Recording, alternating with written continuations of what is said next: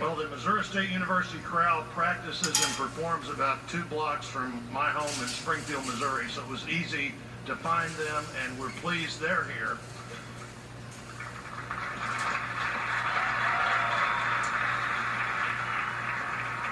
It's also a great opportunity for me to introduce my colleague, the Senator from New York, Chuck Schumer.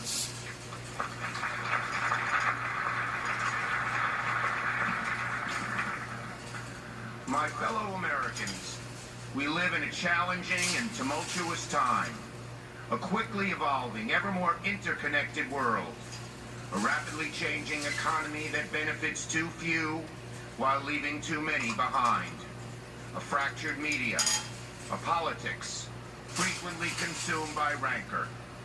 We face threats, foreign and domestic. In such times, faith in our government, our institutions, and even our country can erode.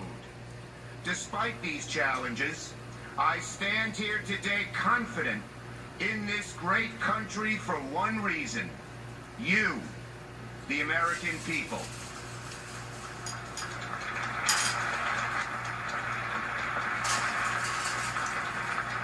We Americans have always been a forward-looking, problem-solving, optimistic, patriotic, and decent people.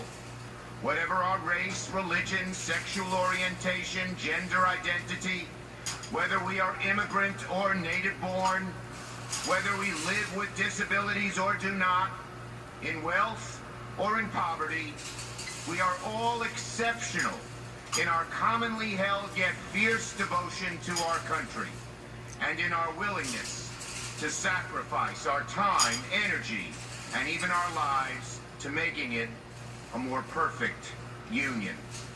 Today we celebrate one of democracy's core attributes, the peaceful transfer of power.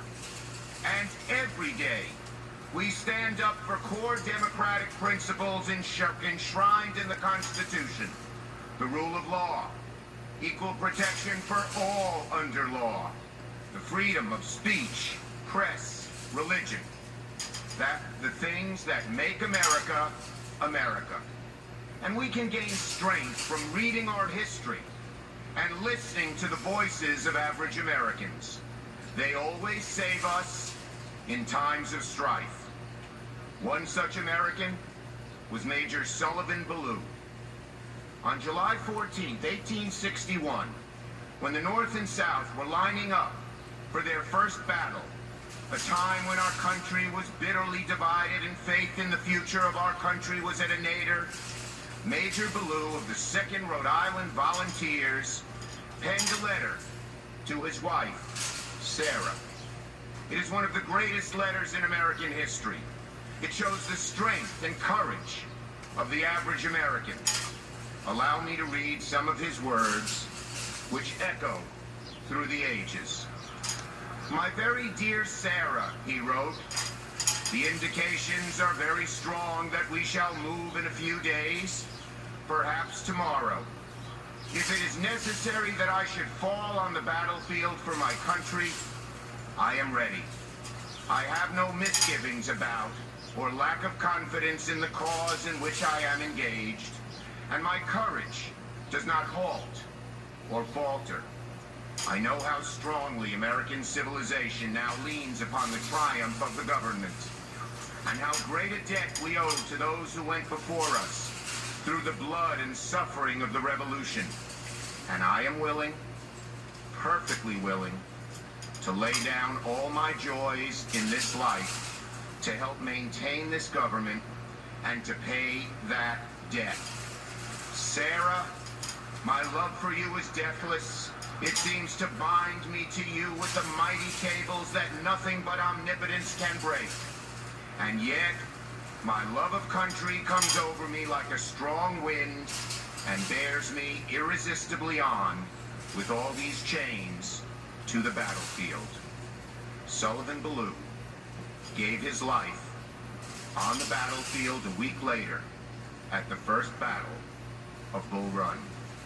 It is because Sullivan Ballou and countless others believed in something bigger than themselves, and and were willing to sacrifice for it, that we stand today in the full blessings of liberty, in the greatest country on earth. And that spirit lives on in each of us, Americans whose families have been here for generations, and those who have just arrived. And I know our best days are yet to come. I urge all Americans to read Ballou's full letter. His words give me solace, strength. I hope they will give you the same. Now, please stand while the Associate Justice of the Supreme Court, Clarence Thomas, administers the oath of office to the Vice President of the United States.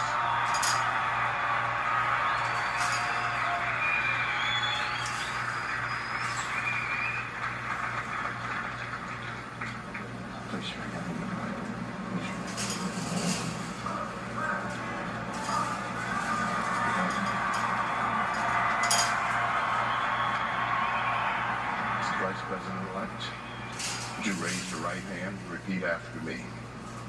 I, Michael Richard Pence, do solemnly swear I, Michael Richard Pence, do solemnly swear that I will support and defend the Constitution of the United States that I will support and defend the Constitution of the United States against all enemies, foreign and domestic, against all enemies, foreign and domestic, that I will bear true faith and allegiance to the same, that I will bear true faith and allegiance to the same, that I take this obligation freely that I take this obligation freely without any mental reservation or purpose of evasion, without any mental reservation or purpose of evasion, and that I will well and faithfully discharge and that I will well and faithfully discharge the duties of the office on which I'm about to enter. the duties of the office on which I am about to enter. So help me God. So help me God. Congratulations.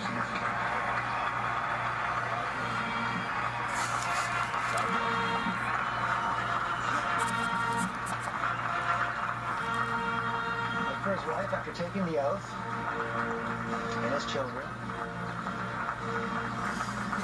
Mike Pence put his hand on the Reagan family Bible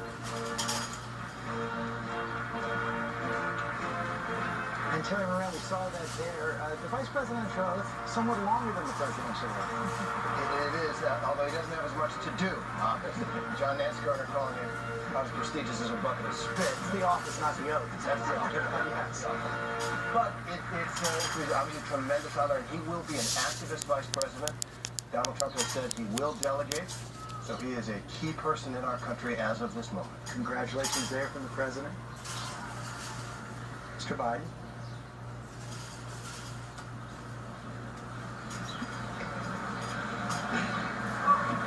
And the man he will serve. See the emotion there on the face of Mike Pence. Cheers from the crowd. Ladies and gentlemen, the Mormon Tabernacle Choir, accompanied by the President's own United States Marine Band.